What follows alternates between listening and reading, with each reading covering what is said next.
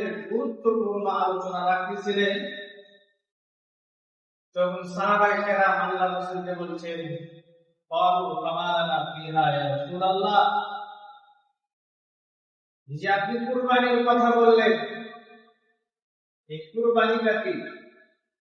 আমার নবী বললেন, সুন্নাত আলাইকুম ইব্রাহিম, আমি যে কুরবানির কথা বলছি এটা আজকের নয়, আমার পূর্ব নবী ইব্রাহিম আলাইহিস সালাতু ওয়াস সালামের তার সুন্নাত। সেই সুন্নতে আল্লাহ পাক এত খুশি হয়েছে, এই পৃথিবী যতদিন থাকবে, এই উম্মত যতদিন আসতেই থাকবে, ততদিন এই উম্মতের ভিতরে ইব্রাহিম আলাইহিস সালাতু ওয়াস সালামের সুন্নত যে কুরবানি, এই কুরবানিটা বিদ্যমান হয়েই যাবে। তখন সাহাবায়ে কেরাম জিজ্ঞাসা করলেন,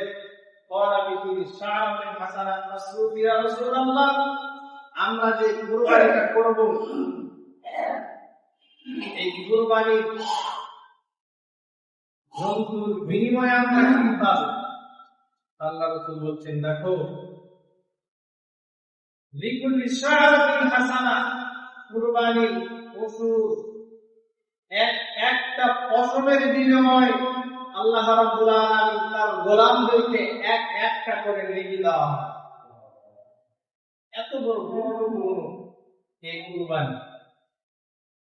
এই কুরবানি কাদের উপরে ফরজ, কাদের